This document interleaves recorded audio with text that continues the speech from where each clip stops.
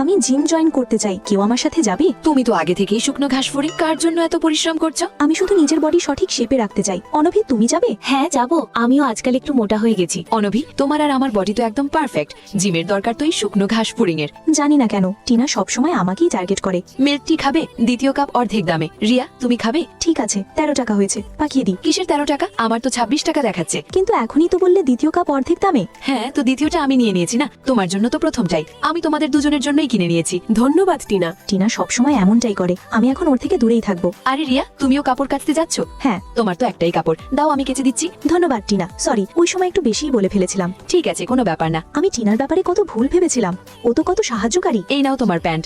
এটা কি? আমার পছন্দের পানটা নষ্ট হয়ে গেল। তুমি তো কাচতে বলেছিলে, এখন সস্তা কাপড় কিনলে তো নষ্ট হবেই। কি?